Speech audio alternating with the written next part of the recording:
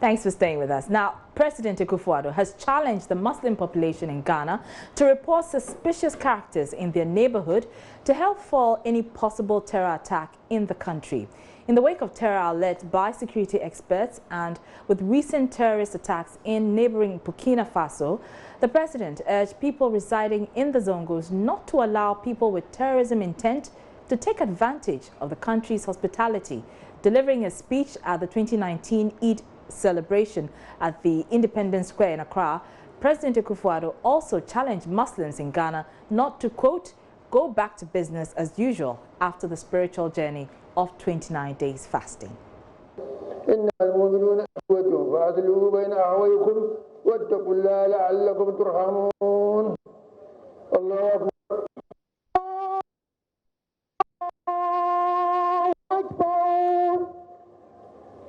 After 29 days of fasting and intense prayers by the Muslim population in Ghana and around the world, the National Chief Imam, Sheikh Osman Nuhu Sharubutu, led thousands of Muslim men and women to perform the voluntary prayers at the Independence Square here in Accra.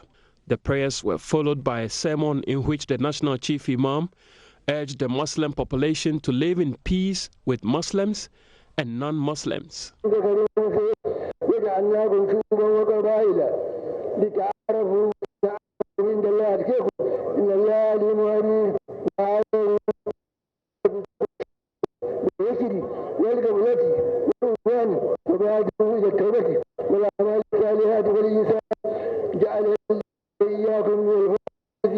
the president just arrived here at the Independence Square, and that follows the khutbah delivered by the National Chief Imam Sheikh Osman Nuhu Sharubutu, where he called on Muslims to live in peace and harmony with non-Muslims. The Chief Imam has been preaching this everywhere he's been, that both Muslims and Christians are the descendants of Adam and Eve, and so there is no reason whatsoever for Muslims to fight Christians or for Christians to fight Muslims. The president in the background has just arrived and is expected to deliver his speech to mark the commemoration of the 2019 Eid al-Fitr celebration here. Let's take a listen to what the president had to say. Beautiful spectacles that unfold in our country should not be taken for granted. We must continue to work to preserve our culture of religious tolerance. We cannot surrender this beautiful way of life for anything, and certainly not to people who seek to pervert religious beliefs.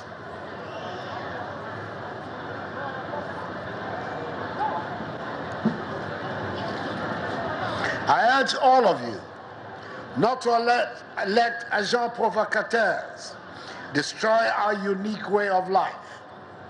I know you've read of threats and actual attacks by Christian and Muslim miscreants in the West Africa region and other parts of the world. We do not ever want this phenomenon to occur in our country. Whilst the security agencies work to keep all of us safe, I encourage you to report suspicious characters who come into your communities to take advantage of our well-acclaimed hospitality to unleash mayhem on our country to the police. The president also announced that the Finance Ministry has issued clearance for the utilization of the much-discussed Zongo Development Fund. I'm happy to announce that the Minister for Finance has signed a commencement warrant for the Ministry of Inner Cities and Zongo Development to begin spending on Zongo communities from the Zongo Development Fund allocation in the 2019 budget. The provision of water system, rehabilitation of school blocks, and the building of new ones, provision of desks for Islamic schools, and the rehabilitation of tertiary drains among.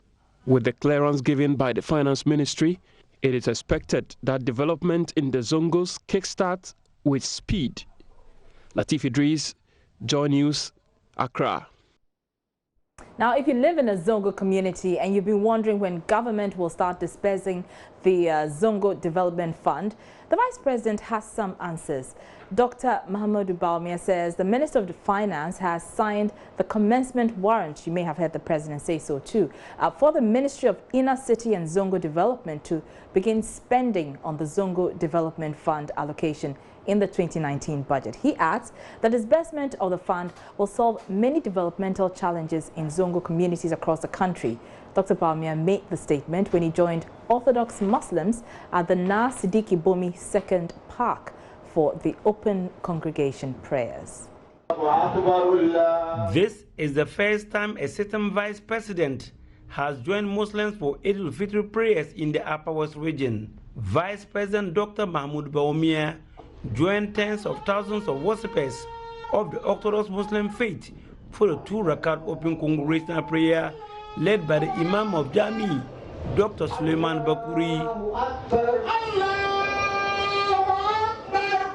He prayed for the nation and President Akufo-Addo to protect and save Mother Ghana from calamities befalling in our neighboring countries. Our Lord, we pray and ask that you grant our President Nana Addo Akufo-Addo perfect physical and mental health, as well as the more needed wisdom, patience and faith to steer the affairs of Ghana to our desired destination. Vice President Dr. Bawumia announced to the worshippers the signing of the commencement warrant for the Zongo Development Fund. I'm happy to announce that the Minister for Finance has signed the commencement warrant for the Ministry of Inner Cities and Zongo Development to begin spending on the Zongo communities from the Zongo Development Fund allocation in the 2019 budget. The provision of water systems, rehabilitation of school blocks, and the building of new ones, provision of desks for Islamic schools, and the rehabilitation of tertiary drains, amongst many other projects, will help resolve some of the many challenges that bedevil our Zongo communities. Turning to threats and attacks by Muslim and Christian miscreants in West Africa and other parts of the world, Dr. Bawumia urged Muslims and Christians in the country to work together and report suspicious characters who takes advantage of the country's hospitality to unleash mayhem in the country. 51-year-old Burkinabe Desiree Bilgo was arrested last Sunday at the Roman Catholic Church at Hamele with a fully loaded gun.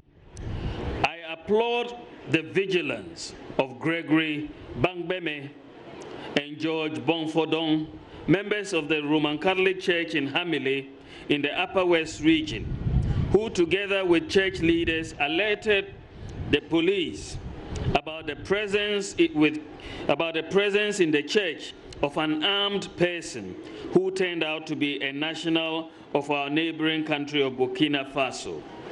That person is in police custody. Vice President Dr. Bawumia later dined with leaders of the various Muslim groups in the region. They were joined by their counterparts from the Christian community, led by the Bishop of the Ward Diocese, Most Reverend Richard Kuye-Bawob. Dr. Bawumia praised the two religious groups for tolerating each other's views and working to uphold the peace and unity in the country. In fact, Ghana has something very special that for now many countries in Europe have lost, and we should hold on very, very dearly to what we have. Our culture, our religious tolerance, the unity that we have in this country is very, very special. Meanwhile, Deputy Upper West Regional Minister Amidu Chine Isaku also joined worshippers of the Ahmadiyya Muslim movement. Most of the worshippers, gorgeously dressed in white apparel, performed the open congregational prayer at the Jujureri Garden. The prayer was led by Maulvi Muzaffar Masroor Ahmed. Amidu Chine Isaku stressed on the need for people to be tolerant with each other. We have lived together for many years as Muslims, Christians, and traditionalists without any major problem. Let everybody recognize the fact that religious faith depends on the individual, and therefore we must continue to tolerate one another despite our different faiths. Reporting for JoyNews, Rafiq Salam. Now, the Deputy National Chief of the Al-Sunnah wal Jama'ah sects has called on President Akufo-Addo to make his stance clear on the call to ban wearing of hijabs at various secondary schools and public institutions. According to the Sheikh Kamil Muhammad, forcing students and nurses to remove their veils goes against their religious beliefs. He said government must intervene and put an end to that issue. Sheikh Muhammad warns that should the situation continue to escalate, Muslims will have no option than to come out in their numbers to demonstrate against the move.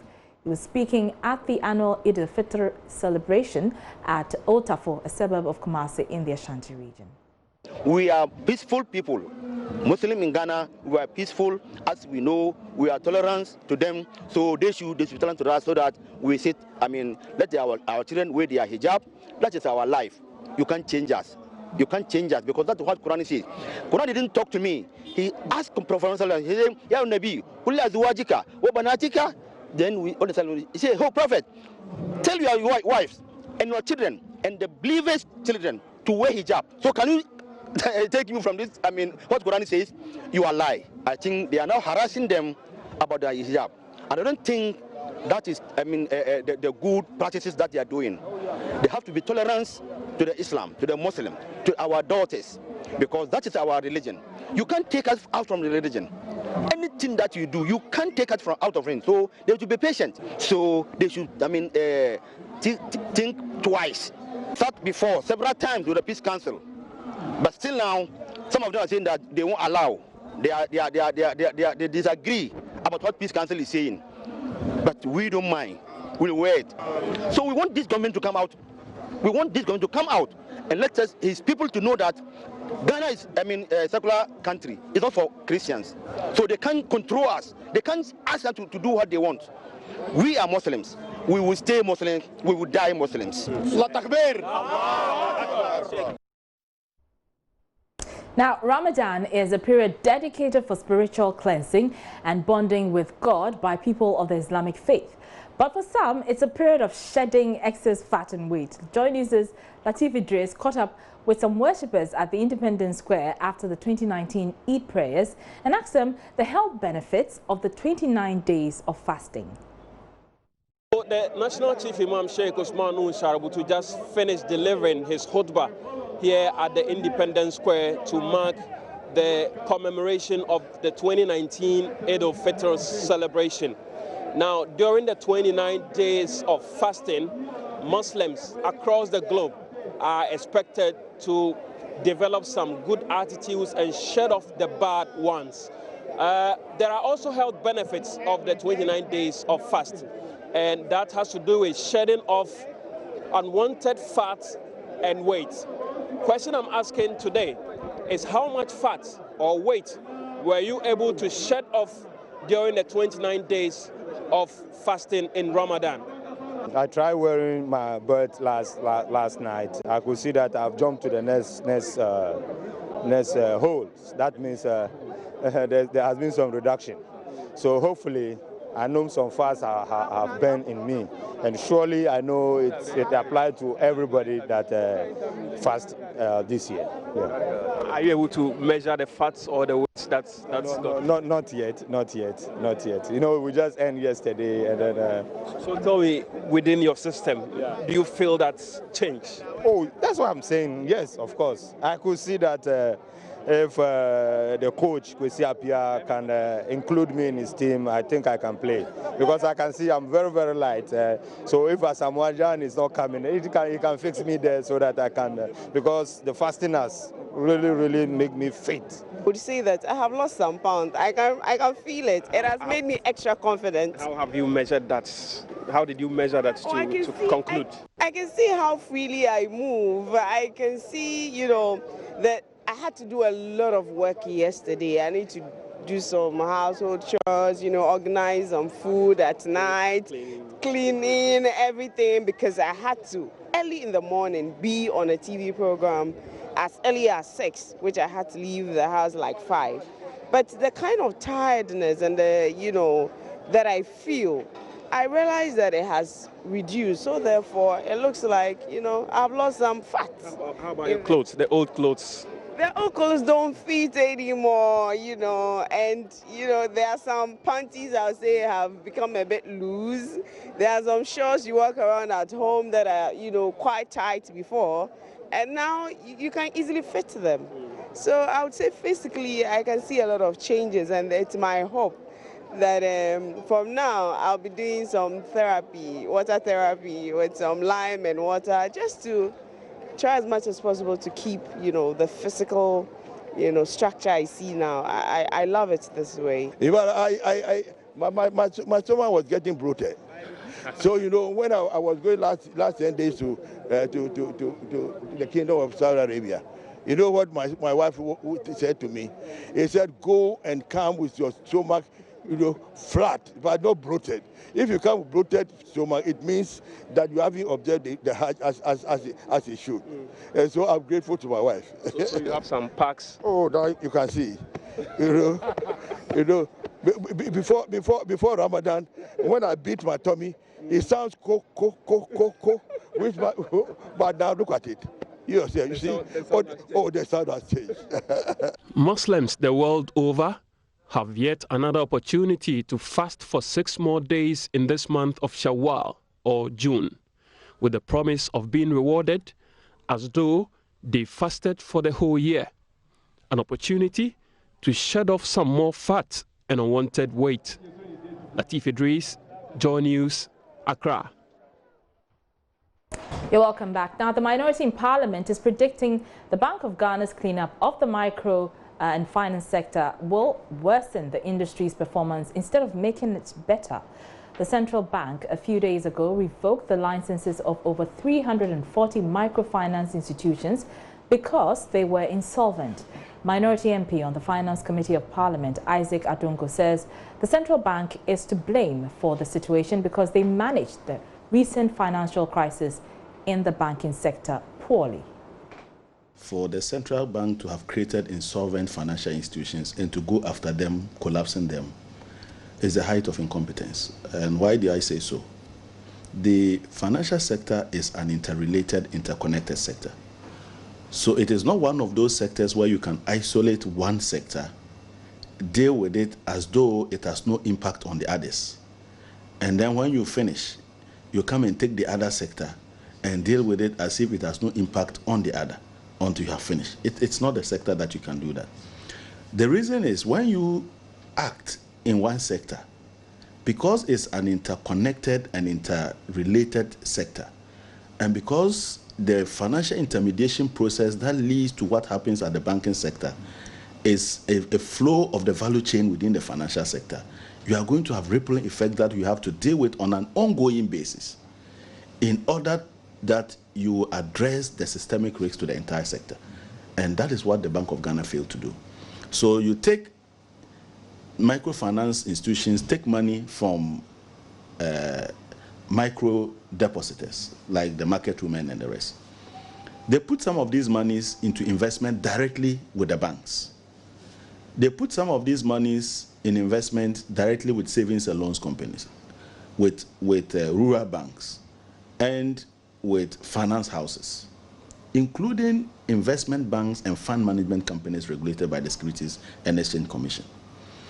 These people in turn also then load these same monies from the microfinance institutions into the banking sector in terms of investments. So when you take UT and Capital Bank and you resolve it, the first question you ask is, what is the impact of what I have just done on the rest of the intermediation process? And address that as part of a holistic approach to dealing with the two banks that we have resolved. Mr. Adongo says the recent recapitalization of banks in the country by the Bank of Ghana is causing more harm than good. If you want to know whether after recapitalization the capital base had increased, what you look to is what is the share of shareholders' ownership of the bank now. what we call the shareholders' equity, because they already had capital there. They had their income surplus there. They were asked to bring 250% more. So if they had brought it, you see shareholders' equity will jump. Is that not the case? Shareholders' equity increased by only 0.6%. What does that tell you? It means the money that came was already sitting in the banks. So what is the capitalization? No capitalization. Okay? As a matter of fact, what the capitalization did was create insolvent banks. It's like a leaking bucket where you pour water in, then it comes out at the end. In an attempt to look for 400 million, you made the bank lose 600 million through panic withdrawals. So what have you done? So that is where we are. In the case, if you want to look at the second angle, he talks about liquid banks. Let's take the core liquid assets of the banks in relation to their short-term liabilities. In other words, the demand deposits and those monies that the banks have collected from people which are due in 1 year, do they have enough liquidity or cash-related assets that can be used to pay? Okay, at the end of the exercise, by 31st December 2018, we're looking at the core liquidity of our banks in relation to their short-term liabilities at 34%. Do you know where it is today as at April? We are now looking at 28%. We're taking a short break, but business is still ahead, and in business, Gall Company Limited appoints Kwame Osei-Prempeh as Acting Managing Director and Group Chief Executive. Sandra Afenu will be here to tell you all you need to know about the new group head. Stay tuned.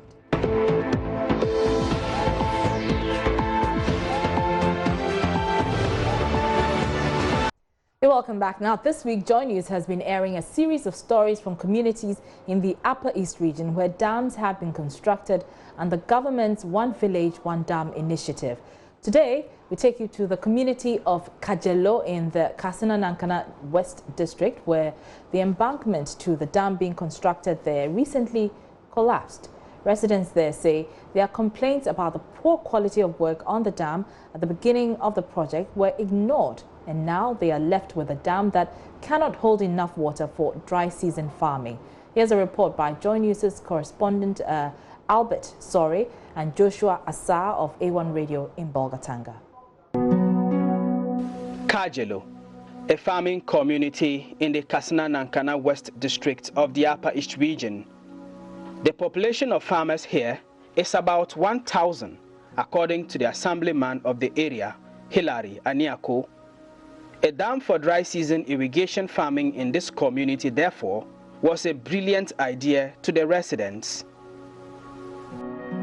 So when they came, we met the community leaders, the elders, the landlords, and that we have benefited to the One Village, One Dam. Actually, we were very happy. That was about 3 to 4 months ago. This is the exact place the community selected for the contractor. When the contractor who was given the job to construct the dam started his work, members of the community immediately saw red flags. But when they spoke up, the contractor paid no heed. Well, they were expecting a dam, but when he removed the drawings, it was in the drawings that it's a dugout. So looking at the nature of the community is a farming community. It's not only dry season farming. Almas will come here and drink. We will use it to build our houses. We will use the water for other domestic purposes. So looking at the nature of the dam when he left, community members, myself, were saying that it was too small. I happen to be among the group that is taking care of the dam. They brought a plan. We saw the plan. We were even complaining out of the plan. But they didn't mind us. So when the work went on for some time, I in person questioned the man. I said, but this is not a dam. Then he said, it's a dugout. So he went further to tell me that this is not the first dam they are constructing, so I shouldn't direct them. Within 1 week, the contractor had moved his equipment out of the site. Then they said they were taking 15 days to do the construction. Finally, they did 7 days. When they were leaving, they became uncouth. They didn't like talking to anyone again. They just became very wild. So they picked their things away.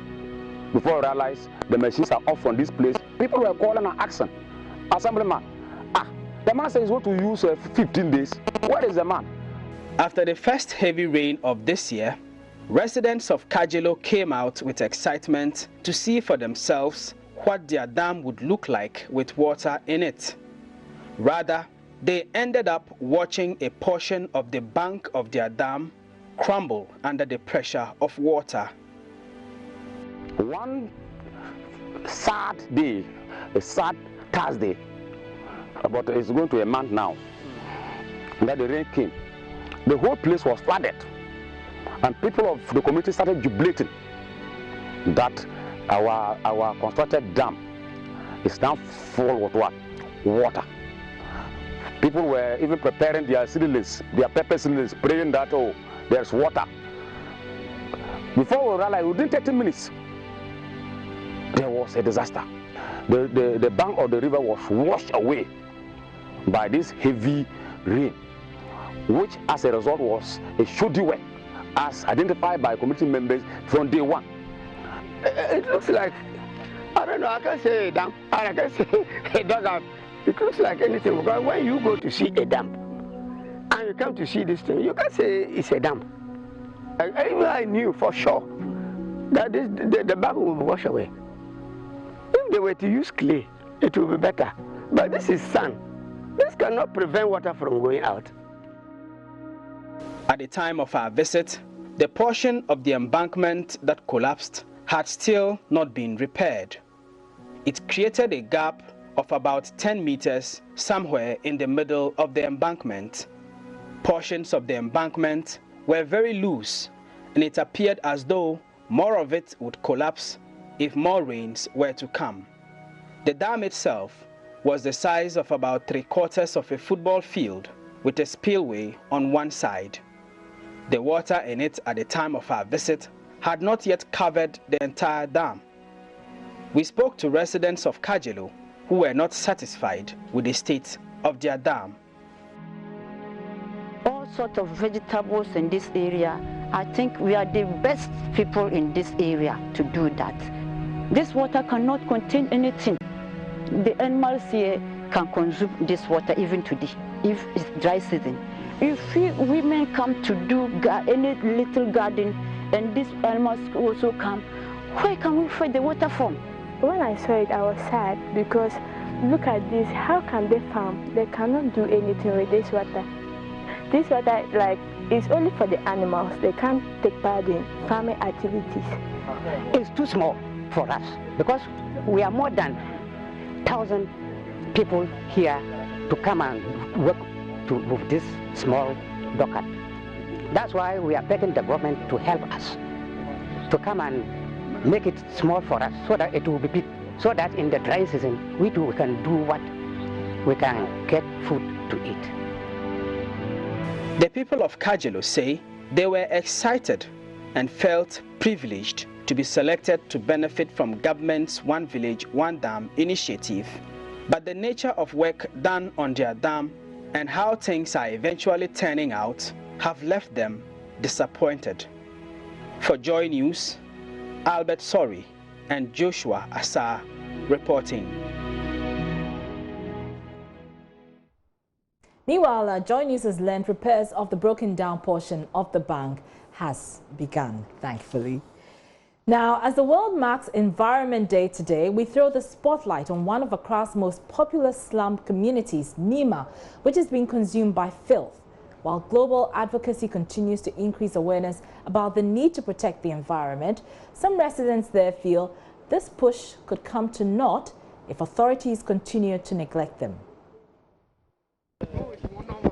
A carpet, cocktail clutter of plastic waste consuming a slum community and its people. Perhaps President Akufo-Addo's recent comments about the attitude of the Ghanaian with respect to littering and waste disposal must reach the people here. As the Oton River is being dredged, there are still people at home who, when the rains come, think that the easiest way to deal with dirt in their houses is to throw it out into the gutters. Those things have to come to a stop. Some of the residents here concede their own people are to blame for this eyesore. And to these people, the president's message must sink in. People deliberately throw litter into this drain, also because it's uncovered. We are responsible for the pollution we see here.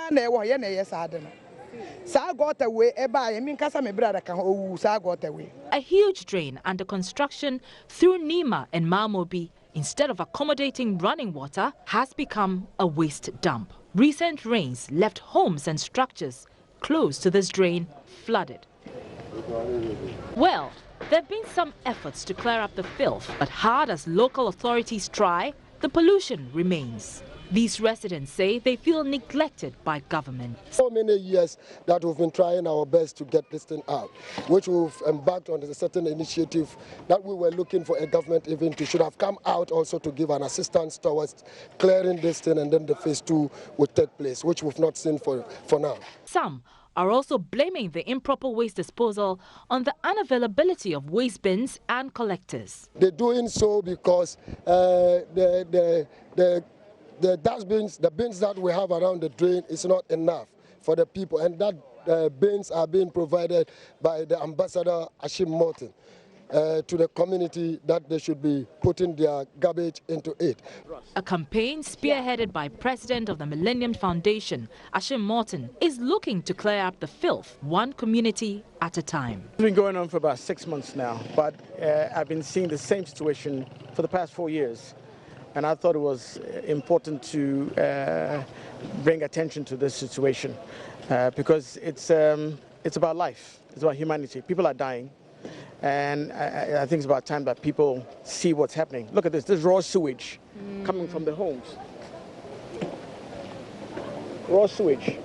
Yeah, this is... And this is cholera. Yeah. This is sickness.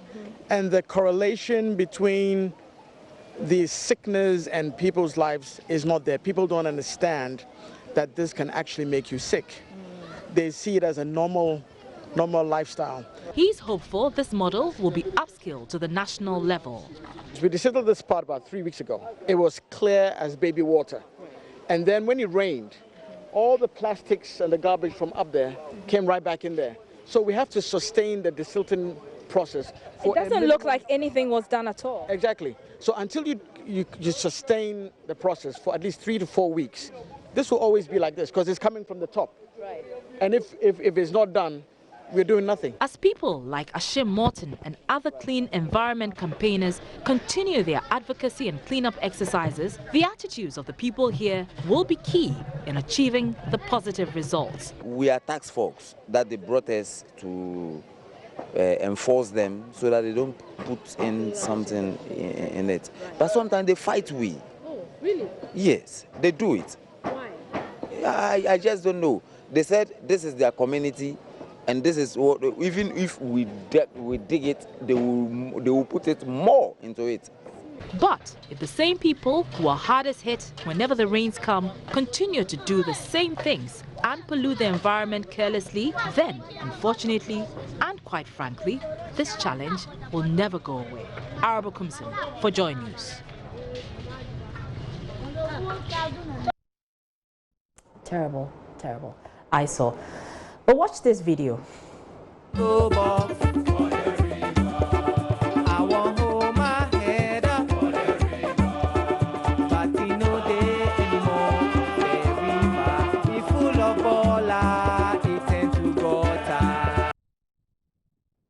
That's a video that's trending on social media, but all for the wrong reasons. We'll tell you why shortly in J&I section. But right now, a collapsing classroom has compelled authorities of Ayeduyase Municipal Assembly Basic School in the Ashanti region to combine 4 kindergarten classes and primary 1. Teachers say they have had to endure unbearable heat during construction or instruction hours due to congestion. This, according to them, has resulted in some of the pupils developing skin rashes. Nana Addo has more in the report.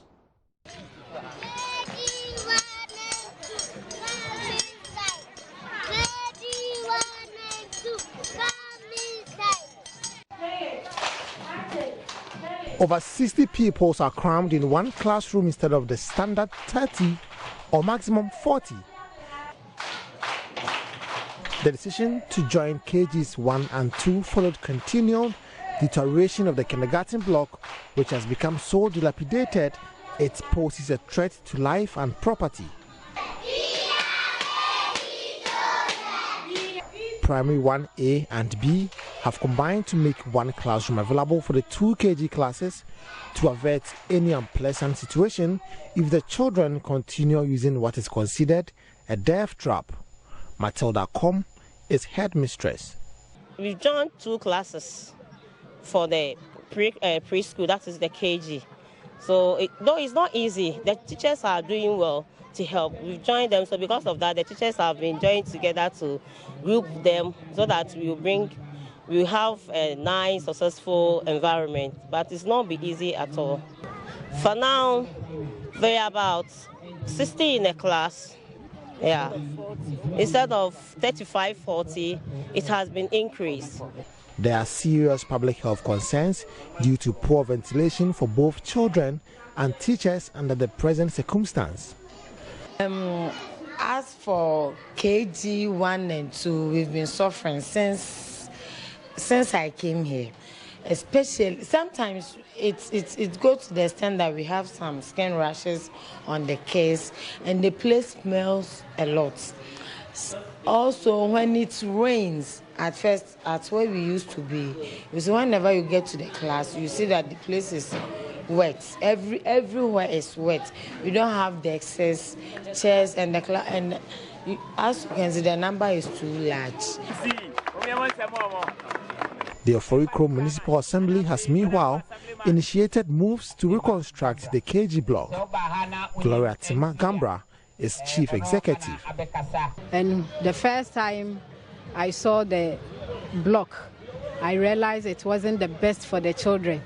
That was why we took the decision to have a new block, a 3-unit plus office for the kids. We have given the contractor 3 months. Hopefully Monday they will be on site, and we are expecting that in 3 months' time they should hand over the project to the assembly. Until this old KG block is pulled down and the new one built, these kids and their teachers will continue to put up with unpleasant conditions under which teaching and learning presently take place. Nana Addo reporting.